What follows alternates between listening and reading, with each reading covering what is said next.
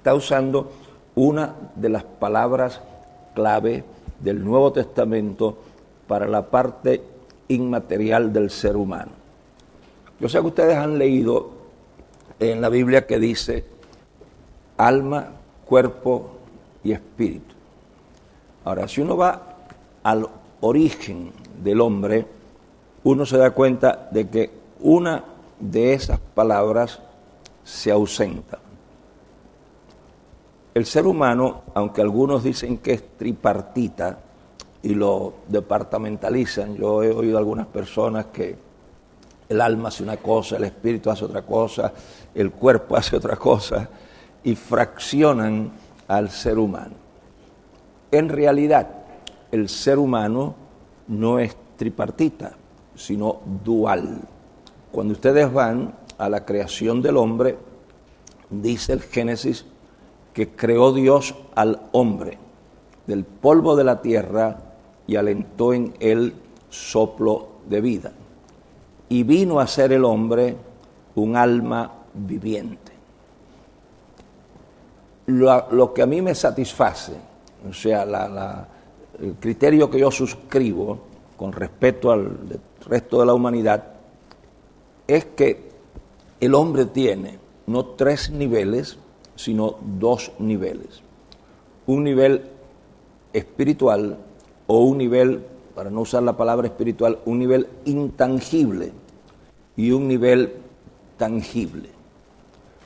Un nivel que es material y otro nivel que es inmaterial. Que la combinación de ambos niveles es lo que llama el Antiguo Testamento un alma viviente. Que a los fines de análisis, porque hay cosas que no se pueden dividir solamente en un sentido teórico, en un sentido de análisis. A los fines de análisis, el ser humano es el polvo de la tierra y el soplo de Dios. La parte material la produce la tierra y la parte inmaterial la produce el soplo de vida. Ahora, en el pensamiento hebreo no se dividía, no había una cosa por aquí, una cosa por allá. Cuando en el pensamiento hebreo se habla de hombre, que claro se usa en el sentido genérico que incluye mujer también, ser humano, no se habla de algo que se puede dividir, se habla de una unidad total. Cuando uno entra al pensamiento del mundo helénico, del mundo griego, algunos filósofos hacían una diferencia y hablaban de un nivel que era bueno y un nivel que era malo. Se consideraba al nivel inmaterial como el nivel bueno del ser humano. Por eso es que ustedes encuentran en la filosofía griega, como yo les mencioné el otro día, de que la mente es la parte superior del ser humano y al cuerpo se le llamaba la parte mala. El pensamiento griego dividía al hombre en un cuerpo malo y en una alma o en una mente en un nivel inmaterial bueno. En el pensamiento bíblico total, la fe cristiana no hace esa diferencia. El cuerpo no es malo y mucho, cuando ustedes leen, por ejemplo, la historia, y dicho con todo respeto, porque yo respeto todas las religiones, pero ustedes cuando leen, por ejemplo, el catolicismo clásico, o sea, no el catolicismo del cura de la esquina, que a lo mejor el pobre hombre no sabe ni lo que está diciendo, pero estamos hablando, ustedes ven que hay una especie de maltrato del cuerpo, de castigar al cuerpo. Muchas de las penitencias y de todas esas cosas surgen de la idea de un cuerpo malo. Nada de lo que Dios hace es malo, por lo tanto el cuerpo no es malo. Y por eso es que algunos apetitos que son legítimos en cierta medida se consideran malos. O sea, algunas personas tienen dietas muy frugales o regímenes, como le llaman ustedes, muy frugales. Piensan que comer. Por ejemplo, cuando ustedes investigan la historia, el origen del ayuno, nadie sabe cómo el hombre, o por qué el hombre, o cuándo el hombre empezó a ayunar. El ayuno no es una práctica que se origina en la fe cristiana, ni aún en la fe judía, que es anterior a la fe cristiana. No se sabe cuándo el hombre empezó a ayunar, ni por qué razón empezó a ayunar. Pero cuando no se sabe algo concretamente, entonces se elaboran teorías. Una teoría no es otra cosa que una explicación para lo que uno no tiene la explicación. O sea, cuando uno no sabe cómo se origina algo, entonces se elaboran teorías, se elaboran explicaciones. Cuando ustedes buscan la historia del ayuno, ustedes encuentran que una de las teorías del origen del ayuno es la noción que tenía el hombre primitivo de la actitud de los dioses con relación a la felicidad humana. Y cómo comer es uno de los grandes placeres de la vida. Eso no hay que darle vuelta. La comida es uno de los grandes placeres de la vida. ¿Qué sucede? Que como el hombre primitivo pensaba que los dioses no querían la felicidad humana, y como comer es una de las grandes expresiones de la felicidad, decidieron dejar de comer algunos días para que los dioses creyeran que estaban tristes y no los molestaran. Esa es una de las explicaciones. Yo no digo que esa sea la única verdad, pero el cuerpo en muchísimas culturas se maltrata porque se considera malo. Sin embargo, la Biblia le llama al cuerpo el templo del Espíritu.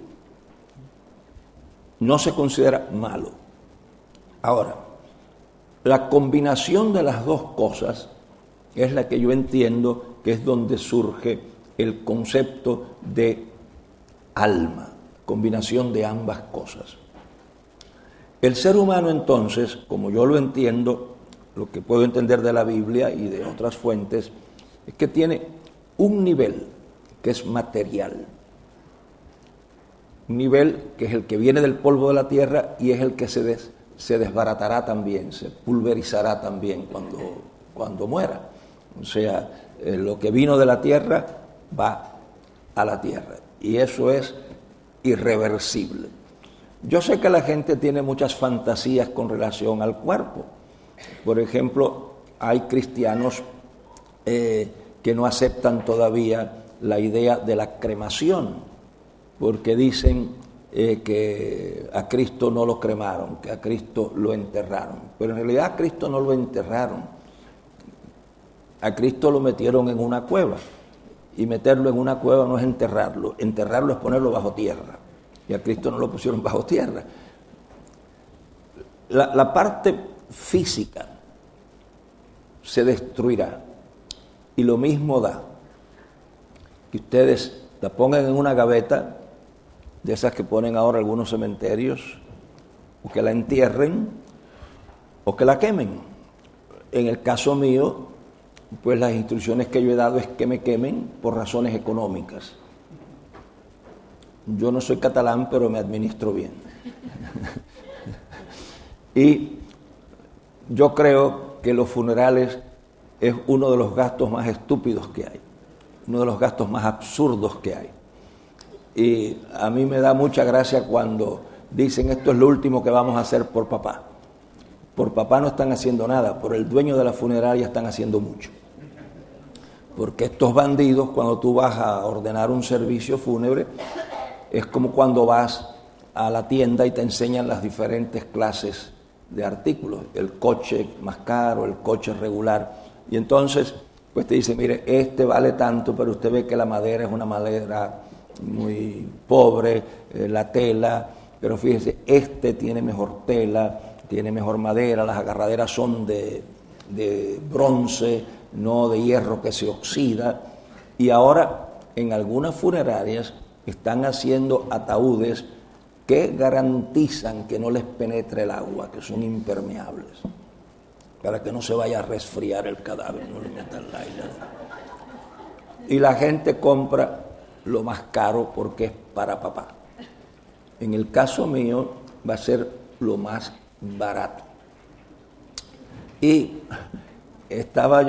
yo fui a averiguar a una joven que me estaba ayudando en la oficina, le dije que llamara a la Universidad de Miami, a la Escuela de Medicina, porque yo quería asunto de donar el cuerpo. Ya esto hace varios años, pero los cuerpos los aceptan dependiendo de la edad que se tiene. Son como los coches. Tú sabes que los coches, el valor de ellos, los coches usados, tiene que ver con el año.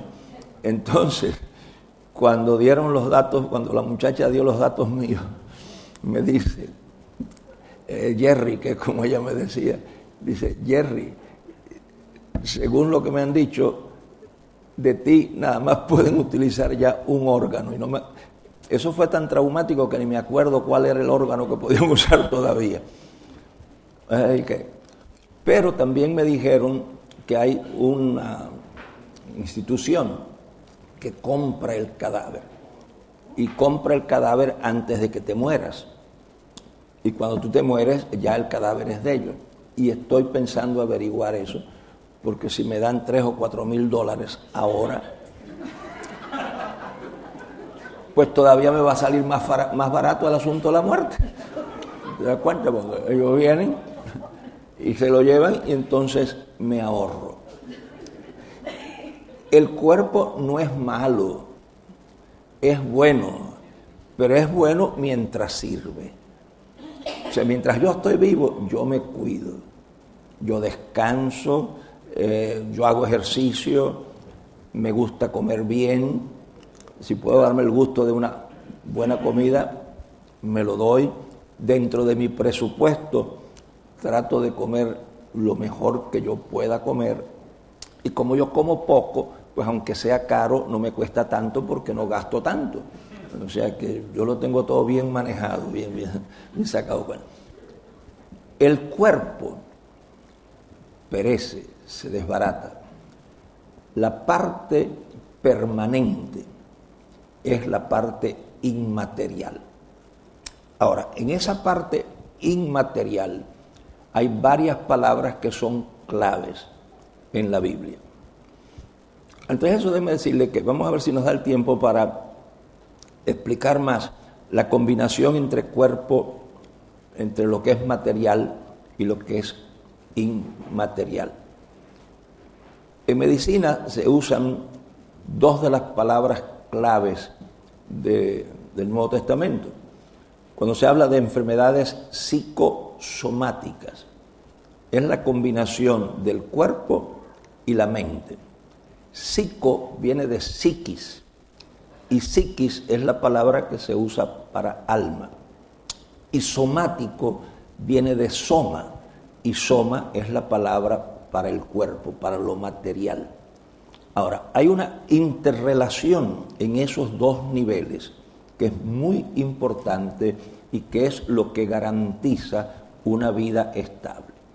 El cuidado del alma y el cuidado del cuerpo. Porque el maltrato del cuerpo puede afectar la salud del alma. Y el maltrato del alma puede afectar la salud del cuerpo. Muy interesante que psicología es una palabra compuesta de dos raíces griegas, de psiquis y de logos, que es como teología, que es combinado de teos y de logos.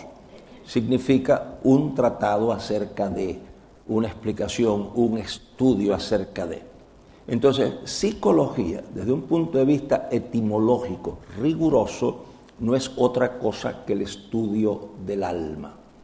Es una pena que con la secularización del mundo se ha tratado de borrar el elemento religioso o espiritual de esa disciplina.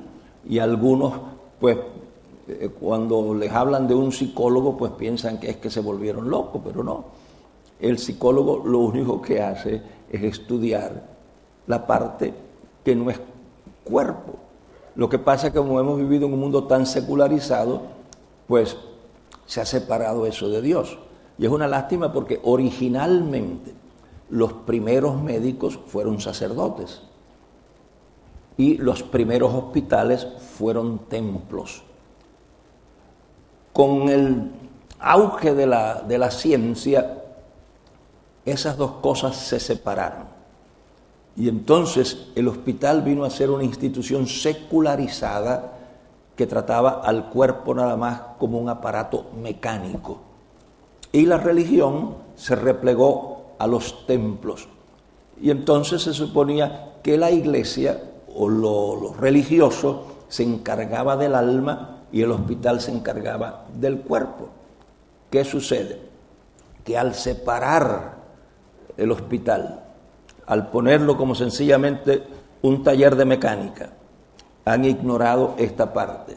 Pero la religión en algunos lugares, al ignorar el valor del cuerpo, se han dedicado solamente al tratamiento del alma. Y por eso tenemos enfermos que no pueden resolver su problema físico, orgánico, porque no se origina en el cuerpo. Y tenemos entonces a personas cristianas que padecen un montón de cosas que no debieran de padecer sencillamente por su falta de atención del cuerpo. Porque así como hay males orgánicos que se originan en la mente, así hay problemas emocionales o problemas mentales que se originan en el cuerpo. Cuando una persona va a mi oficina, o ha ido a mi oficina, con problemas emocionales, problemas de ajuste, problemas de depresión, la primera cosa que yo le pregunto es cómo está su organismo. Y si no lo ha hecho, que vaya a un médico, que le hagan un reconocimiento exhaustivo. Y a veces los problemas emocionales se resuelven cuando se corrigen ciertos problemas orgánicos. Cuando se descarta la parte orgánica, la persona no tiene nada orgánicamente y sin embargo hay unos síntomas, hay unas condiciones, entonces uno sabe que el problema no reside en el organismo. Y entonces puede residir en un desajuste social. Por ejemplo, los inmigrantes, no importa en qué dirección sea, de Europa para América o para África o para Asia, la dirección de la inmigración no es lo importante. Lo importante es el cambio de mundo.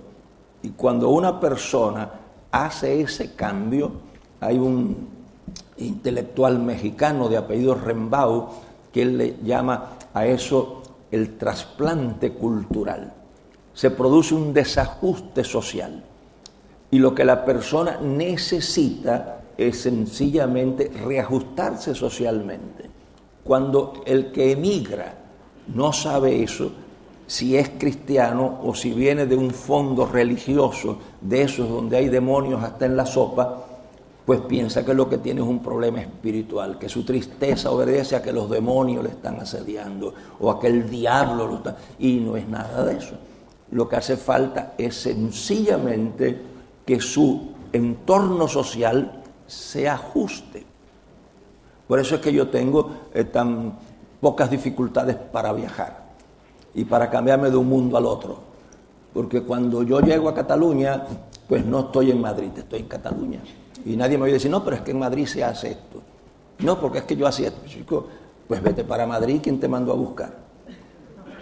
¿Te das cuenta? El jefe aquí de la Generalitat te mandó a buscar. Vete para allá. Lo que tienes que hacer es ajustar este mundo, tu mundo, a este mundo. A veces el problema es emocional, es psicológico. Uno tiene que aprender dónde reside mi problema, qué es lo que me crea problema, para que haya ajuste, para que haya balance. Ahora es la combinación de esas dos cosas, de lo material y lo inmaterial. A veces el problema que una persona tiene no es otra cosa que cansancio. Y tú te tomas unas buenas vacaciones y te recuperas totalmente. Pero después de un día de cansancio para mí, de un día de trabajo, yo me doy una ducha y si es un poco caliente, estoy nuevo. Ustedes me ven en un maratón de eso, de 10 horas. Y ya me ven que cuando termino estoy un poquito paquito. Denme un tiempo para ir y darme una buena ducha. Y si después de la buena ducha me tomo una copita de algo que valga la pena, la nueva persona. Cualquiera diría, no, que le pasa algo, no me pasa nada, estoy cansado. Y cuando descanse. Ahora, esa combinación se expresa con diferentes palabras. En la Biblia, Nuevo Testamento, las palabras clave para lo inmaterial es la palabra neuma, que se traduce por espíritu. Es la palabra psiquis, que se traduce por alma. Y es la palabra nous, que se traduce por mente. Aunque son 3 palabras, tienen que ver con el mismo nivel. O sea, no hay lo que la gente dice, que el espíritu se conecta con Dios. El alma se conecta con lo material. Y la mente, no sé con qué rayos se conecta, ¿no? La conectan con una cosa, la conectan con la otra cosa. Eso es fantasía. El ser humano es ese nivel espiritual. Ya sea que se usa la palabra alma, o se usa la palabra mente, o se usa la palabra espíritu, todas esas palabras se pueden usar.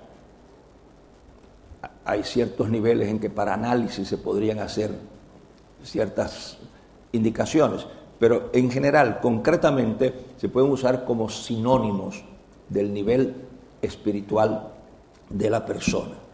Para que una persona pueda vivir plenamente, tiene que satisfacer las necesidades de los 2 niveles.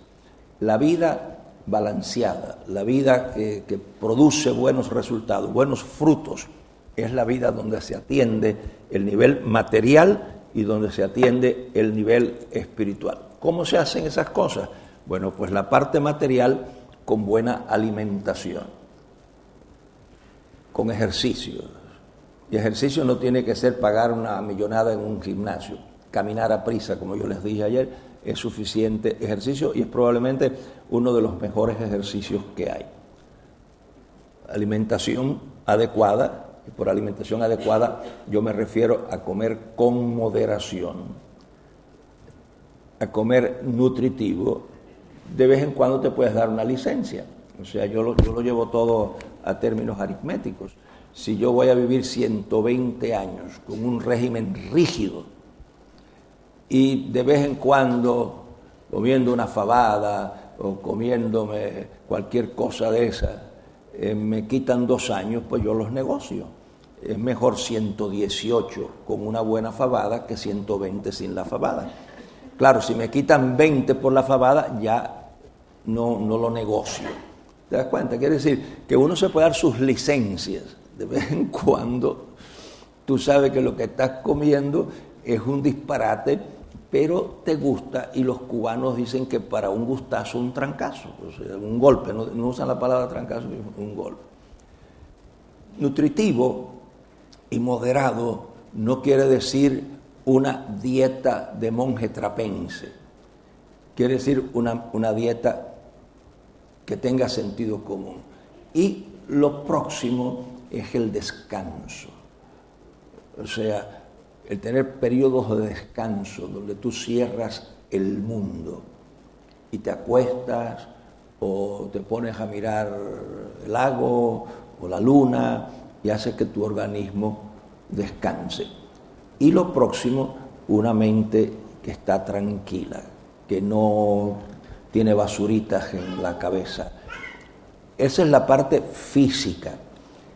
La parte inmaterial, una relación sana con Dios. ejercicios espirituales que pueden ser la meditación, la lectura de la Biblia, y con esto de espiritualidad la gente piensa que lo espiritual está dentro de la iglesia nada más. Pero miren, la música clásica es un ejercicio espiritual. Yo sé que a alguna gente no les gusta, y lo que yo oigo en algunas iglesias hoy como música, eso deben de haberlo promovido los neurólogos, porque ese tipo de música les va a dar muchos pacientes, porque esa música que hay en algunas iglesias es contraindicada para el sistema nervioso.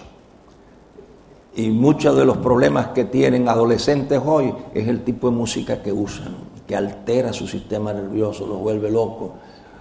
Estamos esperando que va a haber una generación de sordos, porque usted pasa, y muchachos en algunos coches, a 2 cuadras se siente la música que trae en el coche. Ese es un candidato a la sordera y a un desorden del sistema nervioso. Usted coge música clásica y se encierra en un cuarto con una luz tenue y usted pone esa música y le ayuda. Porque en psicología se dividen las pasiones en 2 grupos, lo que se llama pasiones bajas y pasiones altas. El cultivo de las pasiones altas tiene que ver con cosas que lo comunican a uno con un mundo no material. Y una de las funciones de la música clásica, la buena música, es esa, es el refinamiento, el descanso, el reposo del espíritu. Buena lectura, o sea, literatura seria y buena, ayuda también al descanso, al reposo, al enriquecimiento de la parte inmaterial. Y cuando uno cultiva ambas cosas, uno se da cuenta que entra en un equilibrio. Ahora fíjense, por eso es que la iglesia, para que cumpla su cometido, cuando ustedes llegan a la iglesia, deben de experimentar que la parte inmaterial se alimenta. Ahora, ¿cómo se consigue eso? ¿Qué criterio se usa, por ejemplo, para saber si la música tiene valor religioso o no? Ustedes dicen que la música es un estimulante y la música se puede usar para alterar el sistema nervioso o para aquietarlo. ¿Recuerdan ustedes cuando Saúl le entraban aquellas cosas que le entraban? Si Saúl hubiera vivido hoy, se habría diagnosticado como un individuo que padecía depresiones bipolares. Las depresiones bipolares se llaman así bipolares porque son 2 extremos del estado de ánimo. Un extremo que es de euforia y un extremo que es de tristeza. Y la persona brinca entre esos 2 extremos. A eso antes le llamaban depresiones maníaco-depresivas, pero como maníaco-depresivo suena como medio feo. Pues ahora han dado un nombre bonito, que es bipolar. Y entonces bipolar parece una cosa, ¿tú entiendes?, que te da estatus a ti. Porque estos asuntos, el idioma es una cosa maravillosa para cambiarle, ¿te das cuenta?, el color a las cosas. Pero Saúl padecía, todo parece indicar, que padecía de depresiones bipolares. Y cuando caía en los estados depresivos, ¿cómo era que lo curaban? ¿Qué era lo que hacía David? Tocaba el arpa.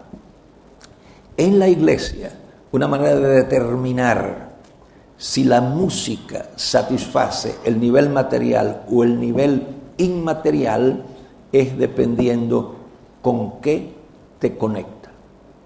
Bueno, yo he estado en algunos lugares y ponen lo que ellos llaman himnos y yo veo que la gente empieza a hacer unos movimientos con el cuerpo. ¿Qué es lo que está estimulando esa música? Está estimulando el nivel material. Pero sin embargo hay música en la iglesia que te lleva ¿a qué? A la contemplación. Te conecta con lo divino, con lo de arriba. Y un criterio para determinar la naturaleza de la música es el tipo de estímulo que produce. Si te produce el estímulo que activa las pasiones bajas, no estás satisfaciendo tu espíritu. Solo si te estimula las pasiones altas, la contemplación. Ahora bien, ese nivel espiritual, o como le quieran llamar, mental o inmaterial, es donde se produce el sistema motor del ser humano. Los cambios se producen allí. La modificación se produce allí. Cuando dice Romanos, la renovación de vuestro entendimiento, está hablando de la remoción de patrones de conducta dañados, tóxicos, viciados, por patrones de conducta que sean nuevos patrones. Ahora, el ser humano, su conducta es aprendida. La conducta no es genética, no viene con el cuerpo viene vacío. La cultura es la que le da la forma. ¿En qué sentido estamos usando cultura? Bueno, cultura se puede usar en dos sentidos. Uno se puede usar en la ciencia de la educación, en la pedagogía, y cuando uno habla de cultura en términos pedagógicos, uno habla de la educación de la persona. Por eso es que desde un punto de vista pedagógico se puede hablar de personas con cultura y personas sin cultura. Son personas que tienen educación y personas que no tienen educación. Pero desde un punto de vista antropológico o sociológico no se puede decir que una persona tiene cultura y otra persona no tiene cultura. ¿Por qué? Porque el concepto de cultura es completamente diferente. Cultura, en términos de antropología, es la parte del ambiente que el hombre crea. Ese no viene en los genes, ese se aprende. Por eso es que un catalán y uno que viene del sur de España son dos personas diferentes, son españoles los dos, pero el que viene de allá viene formado de una manera y el que está acá está formado de otra manera.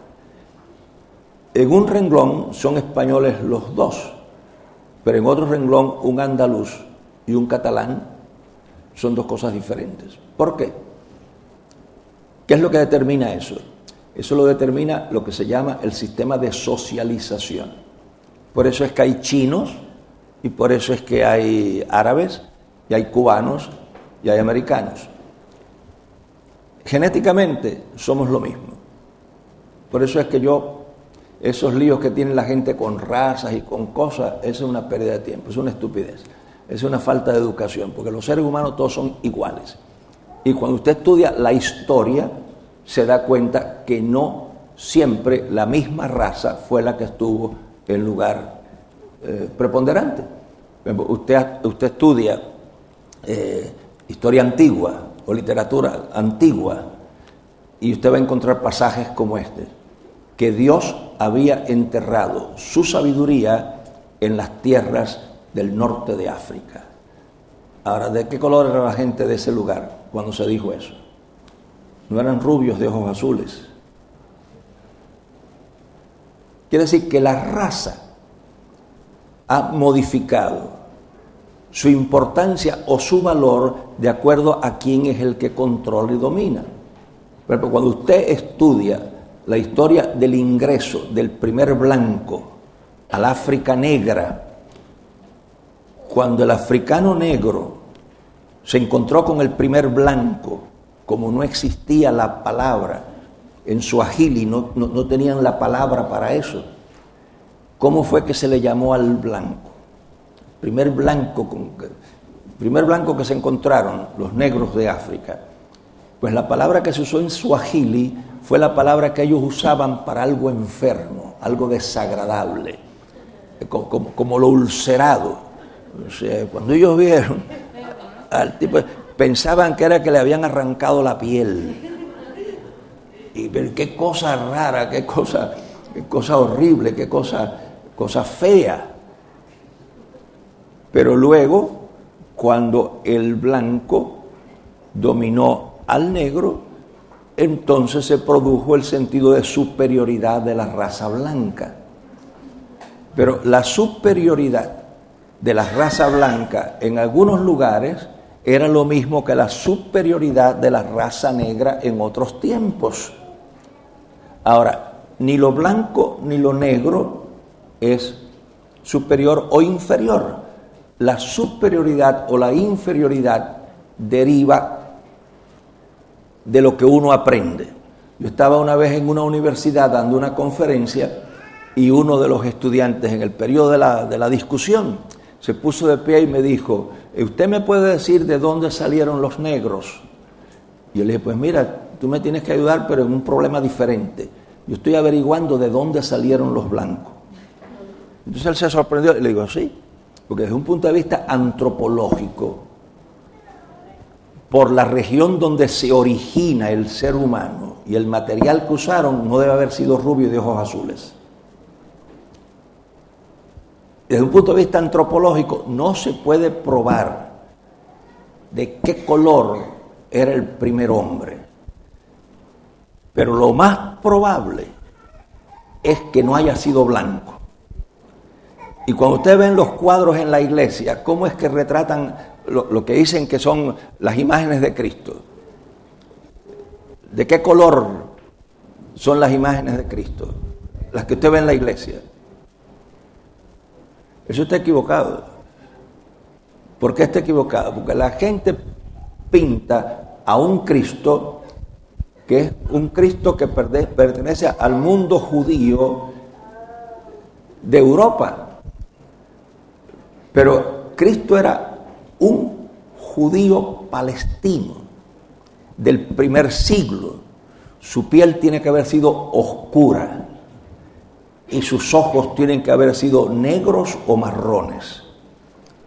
Los que estén esperando llegar al cielo y encontrarse un Cristo rubio, mejor es que se tiren para abajo. Porque el Cristo que nos vamos a encontrar no es rubio. ¿Hay importancia en que sea rubio, trigueño o negro? Ninguna. Uno aprende a apreciar o a despreciar las razas. Y cuando uno se educa, uno aprende que todas las razas son iguales y que todos los países son iguales. Una vez en Estados Unidos, un americano me hizo un gesto de desprecio y yo lo paré porque yo no le permito a nadie que me haga eso. Y cuando me hizo así un gesto como de desprecio, le dije: mire, le voy a decir una cosa, la única diferencia que hay entre usted y yo es que usted llegó primero que yo. Porque en este lado del mundo no habían seres humanos. Una de las teorías que hay del indio americano es que emigró de Asia pasando por el estrecho de Bering. Quiere decir que ni a lo que ustedes le llaman Native Indian, indios nativos, ni esos son nativos, porque en este lado del mundo no se originó la raza humana. Y aquí, ahora, pues el que llega de Inglaterra es inmigrante. Pero el mundo no empezó en la península ibérica. Los pobladores de la península ibérica son inmigrantes, los primeros, no los que llegaron ayer. Los primeros que tocaron la península ibérica no eran originales de aquí, eran personas que habían emigrado de otras partes del mundo, porque el mundo se hizo ¿dónde? ¿Dónde estaba el jardín del Edén? ¿En Madrid? Pues claro que no. Ahora, entonces, ¿de dónde sale ese espíritu de superioridad? ¿De dónde salen esas diferencias? ¿De dónde salen esas tira y encogen? De la educación. Es como lo eduquen a uno, lo que le digan a uno, cómo es que uno nace. Por ejemplo, yo soy hijo de español, hijo de asturiano, pero nunca en Cuba yo dije que era español. A mí me criaron en un mundo donde lo que habían eran cubanos. Más nada. Ahora, en algunos lugares pues hay, por ejemplo, donde yo vivo, hay cubanoamericanos, italoamericanos, y combinan todas esas cosas. Donde yo me crié no había esa tirantez. Yo tenía compañeros en la escuela que sus padres eran chinos, otros eran jamaicanos, otros eran de qué sé yo dónde, pero nosotros nos criamos como muchachos cubanos que sus padres venían de otras partes del mundo. En algunos lugares hay tensión entre personas de una nacionalidad y de otra nacionalidad. Eso no es genético, eso es aprendido. Ahora, la cultura, que es la que nos inculca las ideas, por eso es que ustedes, los españoles, comen a una hora, cenan a otra hora, por eso es que ustedes le llaman diferente a lo que yo le llamo desayuno. He oído que algunos españoles le llaman almuerzo. Y eso crea sus dificultades mientras uno no lo entiende. Porque los mexicanos también le llaman almuerzo. Y una vez que me dice la señora que íbamos a almorzar y me dijo, aquí almorzamos a las 7 de la mañana. Y yo le dije, no, pero es que yo no, yo almuerzo a las 12 del día. Yo a las 7 de la mañana desayuno. Y me dijo, no, aquí se almuerza. Y le digo, no, pero es que eso no es almuerzo. Y me dice, sí es almuerzo. Le digo, mire, eso es desayuno, fíjese. Vamos a descomponer la palabra. Desayuno. ¿Se da cuenta? El prefijo de significa interrumpir el ayuno. La primera comida se llama desayuno porque interrumpe el ayuno de la noche. Y me dijo, no, eso es almuerzo. Le digo, pues vamos a almorzar a las 7 entonces. Porque aquí vamos a pasar hambre, ¿te acuerdas? Pero la señora ni dibujándoselo gramaticalmente entendió que era desayuno. ¿Qué es lo que yo hago entonces? Pues yo lo que hago es sencillamente aceptar donde vivo. Yo sé que aquí hay algunos brasileros y a lo mejor van a decir, pues no, pues donde yo vengo no es así. Bueno, yo he ido mucho a Brasil. Y entonces yo llego a una universidad, a dar una conferencia en una universidad en el Brasil. Y era a las 8 de la noche. Y yo llego siempre temprano. Y al yo llegar temprano, me siento, saludo al profesor que me iba a presentar. Y cuando veo que llegan las 8, no pasa nada.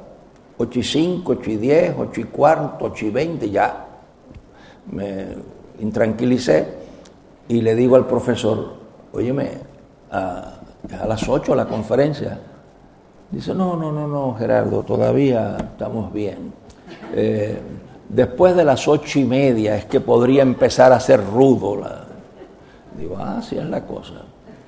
Tengo que ir a otro sitio a dar una conferencia y el intérprete, le digo la hora y le dice, mira, dice, no, Gerardo, no recuerdo bien, aquí sí me pueden corregir los brasileros si la pronunciación no está bien, pero me dice mi intérprete, no, Gerardo, porque ellos hablan así, tú entiendes, como que la cosa va despacio.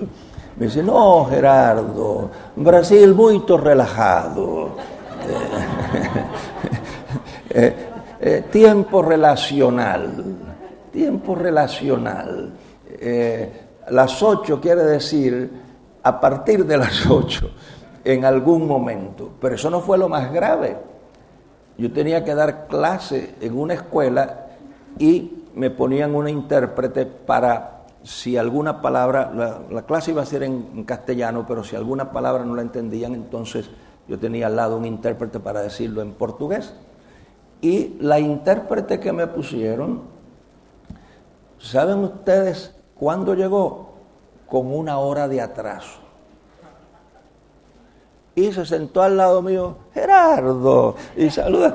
Digo, pero esta mujer no se da cuenta que ha llegado con 1 hora de atraso. Y no, sería como dicen ustedes, pues no pasa nada. ¿Entiendes? No solamente me pasó a mí, yo tengo un amigo que fue ejecutivo de la compañía esa de cauchos, de Goodyear. Y él ha trabajado con la empresa en muchísimos países. Entonces lo mandaron para Sao Paulo. Y él dice que cuando llegaban los ingenieros alemanes y americanos, gente muy puntual a la oficina, los ejecutivos brasileños no habían llegado. Y llegaban tardísimo. Y ya estaban desesperados los americanos y los alemanes, desesperados para hacerlo. Y pensaban que cuando llegaban los brasileros era que iban a empezar a trabajar enseguida. Y no, ¿saben lo que decían los brasileros cuando llegaban? Habiendo llegado tardísimo. A trabajar, no, cafecino primero, cafecino. Y entonces los llevaban al restaurante, chicos. Y estaban los americanos y los alemanes que muchachos se les desbarataba el hígado. Ahora, a mí me pasó eso en los primeros viajes. Cuando yo llego a Brasil ahora, ¿qué es lo que yo hago? Esto que yo tengo aquí, lo boto. Y entonces no desarrollo ansiedad ni angustia. Porque ¿dónde estoy? En Brasil. Y en Brasil es muy relajado. Se acabó la historia. Eso se llama modificación de conducta. Pero ¿dónde es que se modifica? ¿Por qué no me altero en Brasil? Y yo soy un tipo puntual, porque yo fui pastor de una iglesia que empecé el culto sin nadie en la iglesia. A las 11 empezaba y a las 11 en punto me puse de pie. Y dije, empecemos nuestro culto en el nombre del Señor con un momento de oración. Y le pedí al Señor su bendición para el culto. Cuando acabé de orar, todavía no había nadie adentro del templo. Dije, y ahora vamos a cantar el himno 194. Y empecé a cantar el himno que dice, a nuestro Padre Dios, alcemos nuestra voz. Y cuando ya estoy casi acabando el himno, entró la primera señora y miró. Y dijo, se volvió loco el pastor. No me volví loco. Aquí se empieza a las 11 y yo empiezo a las 11. ¿Por qué en Brasil yo no hago eso? Porque en Brasil no es así. ¿Qué opciones yo tengo? Cambiar mi patrón mental o no ir más a Brasil. ¿Ven qué fácil la cosa? Pero tan pronto yo me bajo del avión en Brasil, yo soy brasilero. Lo único que no hablo, portugués. Pero como los brasileros, me río como los brasileros, entro en el juego de los brasileros, en el espíritu ese tan alegre que ellos tienen y me mezclo ahí. En una iglesia, creo que... ¿no? Maringá creo que se llama el pueblo, es un lugar muy bonito, pero hay una iglesia presbiteriana donde yo prediqué, muy grande la iglesia, y la noche que yo tenía que predicar era mayormente una reunión de jóvenes. Había una cantidad tan grande de muchachas bellas que yo dije, pero oye, esto va a ser difícil aquí. Y entonces cuando antes de predicar, cuando me presenté, le dije al intérprete que le dijera a la gente, le digo, mire, si ustedes me ven predicar mirando para arriba, dile a la gente que yo no tengo ningún problema en el cuello. Es que aquí tantas muchachas lindas que si miro para abajo el diablo me va a llevar a mí de aquí.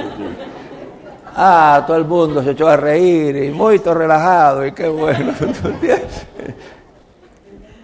Porque yo no voy a Brasil a imponerle mi conducta ni mis formas. Ahora, el ser humano es plástico y si quiere ser feliz, tiene que modificar su mundo. Por ejemplo, el brasilero que venga aquí y crea que está en Río de Janeiro, al hospital psiquiátrico va a parar. El venezolano que venga aquí y crea que está en Caracas, al médico va a ir a dar. O se va a ir frustrado. Pero Dios nos ha hecho de tal manera que nosotros podemos modificar nuestra conducta, cambiar nuestros patrones mentales. El Señor nos ha hecho de tal forma que hay cosas que no se pueden cambiar, pero cosas que sí se pueden cambiar. Lo que pide el versículo que estamos tratando es la modificación de nuestra mente para que tengamos la experiencia de la voluntad de Dios.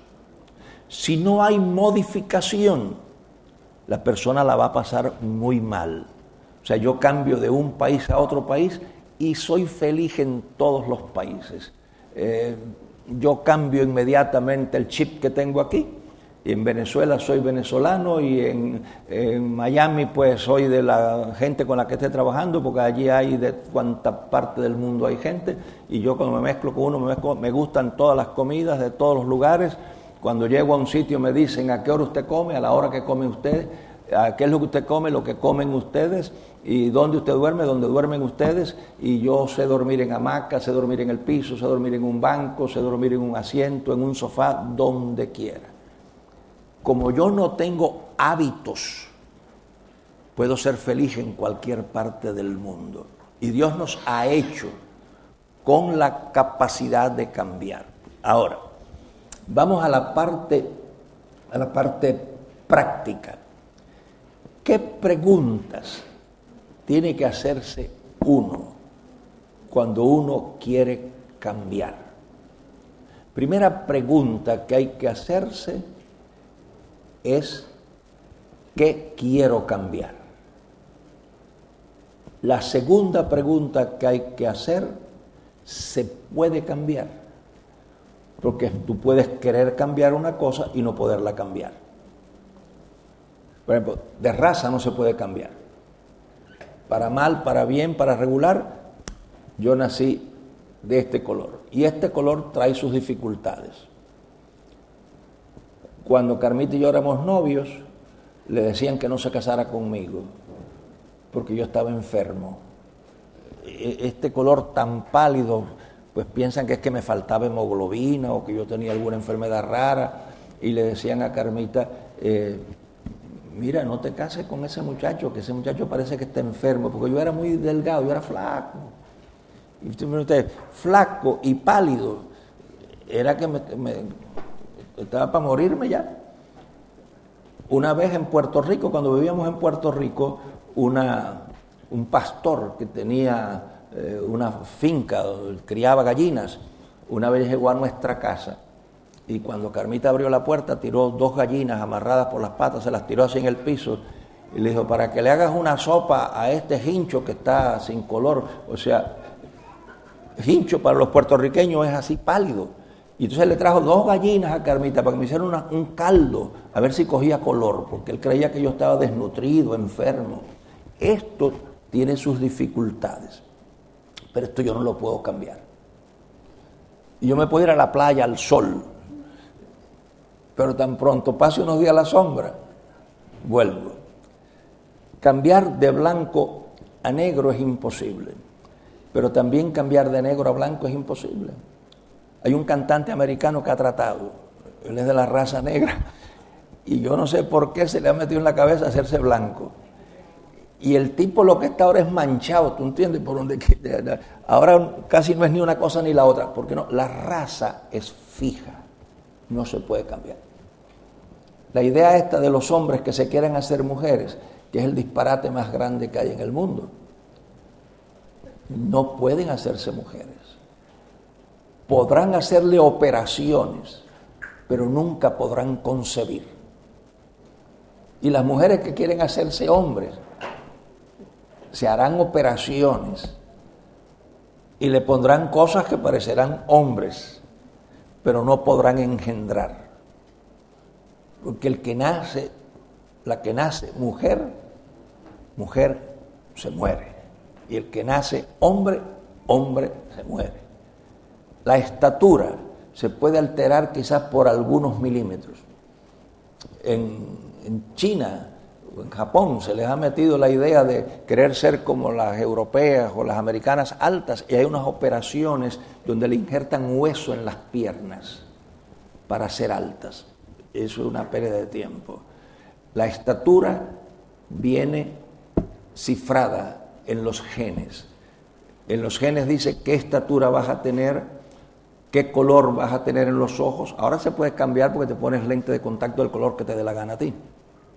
El pelo te lo puedes teñir. Hay cosas que se pueden modificar, pero no. La estatura es genética la raza genética, la configuración de tu cabeza, la simetría, es genético.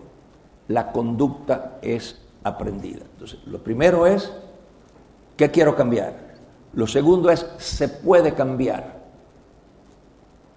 Lo tercero es, ¿por qué lo quiero cambiar? Y la razón por la que uno quiere cambiar es sumamente importante. La muchacha que para la definición de su cultura está sobrepeso, y digo su cultura porque el peso, bonito o no bonito, es una definición cultural. Ahora, desde un punto de vista médico, el peso sí es importante. Pero desde un punto de vista de cultura, en algunas culturas lo bello es lo delgado y en otra cultura lo bello es lo gordo. Hay un pueblo que cuando la muchacha se va a casar, la llevan a lo que llaman casa de engordar y le dan una dieta, pero de eso que la convierten en un globo. Y el muchacho que se casa con ella, que es la envidia de todos los demás chicos, es cuando sale con su globito. ¿Entiendes? Pero eso es, para ellos es bello. Para nosotros, los dientes blancos es definición de dientes lindos. Pero hay culturas donde los dientes los tiñen con una brea negra y se paran debajo de un árbol el chico y cuando pasa la chica le hace así y la muchacha cae enamorada. Ahora, ¿qué es lo bonito? ¿Dientes blancos como la nieve o dientes negros? ¿Qué es lo bonito? ¿Gordo?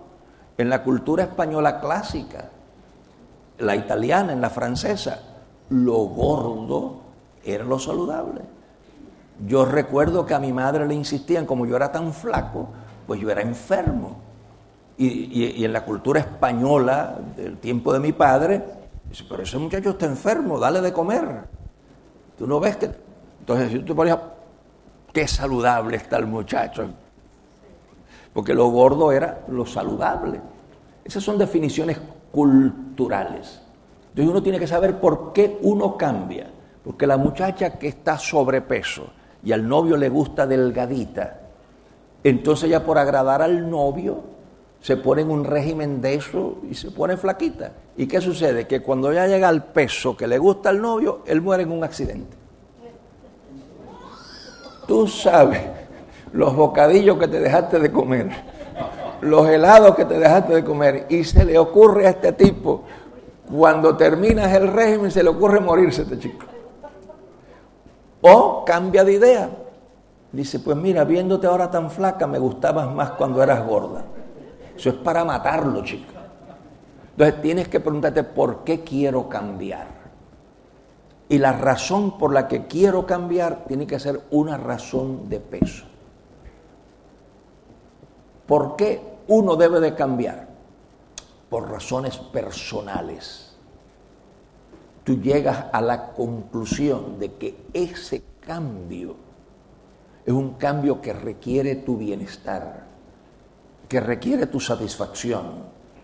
Es un cambio que tú haces por ti y que como resultado agradará a cualquier otra persona. ¿Por qué quiero cambiar? Eso es lo importante. Cuando la persona responde esas preguntas, no hay quien impida el cambio. El que se propone cambiar, nadie puede impedir su cambio. Nadie, ninguna fuerza puede. ¿Va a ser más fácil o más difícil? La última pregunta que hay que hacer es ¿cómo puedo cambiar?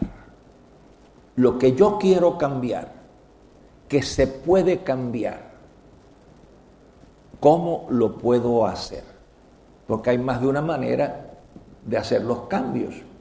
Entonces, uno establece un programa de cambio. Y ahí es donde vamos a usar esta pizarrita. Yo espero que ustedes tengan visión 2020, los que están atrás, para hacerlo.